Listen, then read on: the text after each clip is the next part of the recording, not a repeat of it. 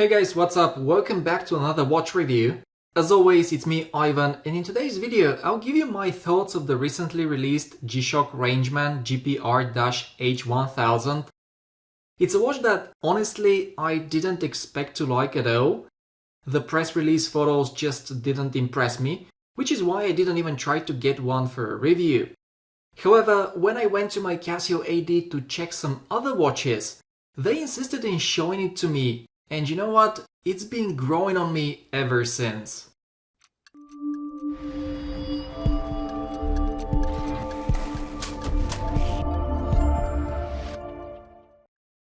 For the record, I didn't buy this watch, I simply borrowed it from relojeriaesparza.com, who, as you know, have been supporting the channel from the very beginning by giving me access to watches like this one.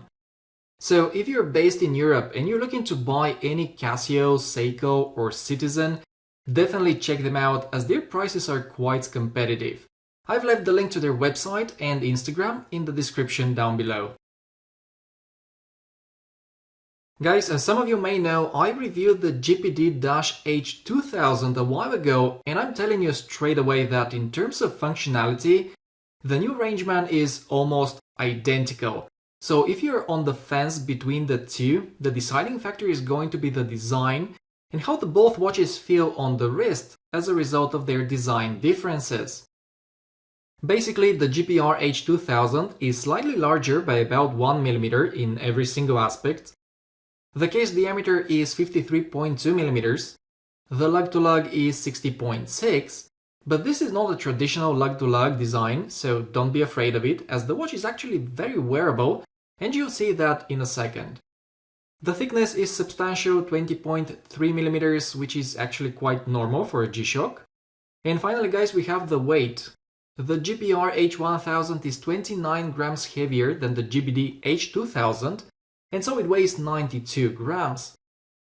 When it comes to the wearability, both models are super comfortable and neither feels better or worse.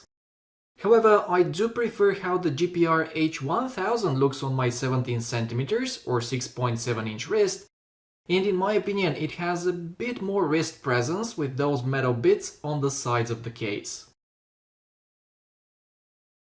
Now let's do a quick size comparison. This Rangeman may be just a touch smaller than my GW G-1000, but on the wrist it feels quite a bit more comfortable thanks to the softer band. It's also lighter, and I guess that also helps in that regard. Next, just for bragging purposes, here it is next to my favorite G-Shock, the MRG G1000. The Rangeman is obviously bigger, and this comparison doesn't make much sense, but I just wanted to show you that I still keep the MRG, so yeah, here it is. In terms of build quality, this model is excellent. It feels very solid and it's very well made. It's mostly made of resin, but as I just mentioned, there are a few parts around the buttons that are made of metal, and to me this is something that makes a whole lot of difference when compared to the GPD-H2000, as it makes the watch feel a bit more premium. The resin band is also great, and thanks to it and the wrist support, or padding, call it as you wish, it's why this G-Shock is much more wearable than its dimensions suggest. I would have liked to see a steel case back like the one on the GPD-H1000, but I guess Casio didn't want to increase the weight too much. Design-wise, this new Rangeman is unmistakably a G-Shock. It has that rugged appearance that we G-Shock fans like very much, and it actually resembles the design of the previous Rangeman, which is the GW-9400. The only thing that creates a bit of a conflict in my mind is the round display, but as I said at the very beginning, this watch has been growing on me, and these things don't bother me as much as they did before seeing the watch in person. And you know what, I'm really trying not to spend money on watches because I have other financial priorities right now. But if Casio releases a DCJ camouflage edition similar to my 9400, I probably won't be able to resist the temptation. The biggest highlight of these new semi-smart G-Shock watches is without a doubt the memory in pixel display. It just looks incredibly clear and legible in literally every situation. My GW9400 looks absolutely terrible next to it. Well, to be fair, the 9400 display is one of the worst I've ever seen. It looks very washed out and it has very bad viewing angles, so it might not be the best example for a comparison here. Anyway, my point is, the MIP displays are a joy to look at, and if you've never seen one in person, you'll be very pleasantly surprised. Moving on to the features, guys, here's where the G-Shock fan community seems to disagree a little bit. There are quite a few people who don't like having the smartphone connectivity functions related to fitness and notifications, mostly because they take a significant hit on the battery life. But also because those features are the main reason why this watch costs €500 and not less. In my particular case, I don't care about message notifications, but I don't mind having the fitness tracking features, simply because I do work out a few days a week and I can make a good use of them. That being said, the GPR-H1000 has literally the same functionality as the GBD-H2000, except for the addition of one new activity, which is tracking.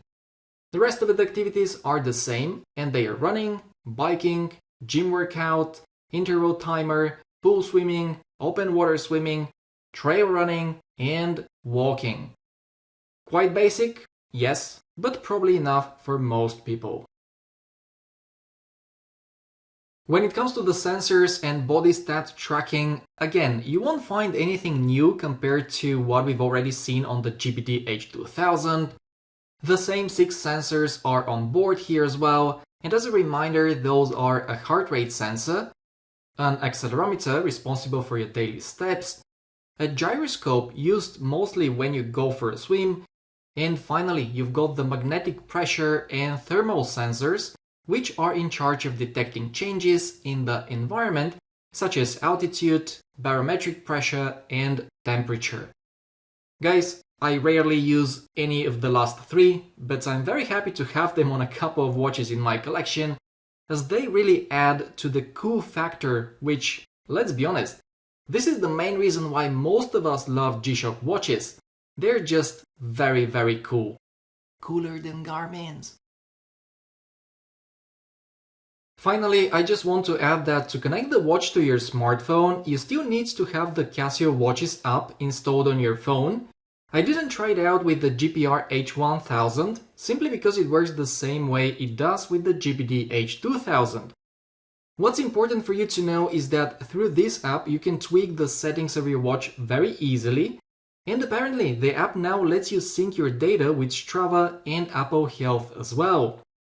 Unfortunately, I can't tell you how well that works, as I don't use either of those, so I apologize that I can't be of much help in that regard.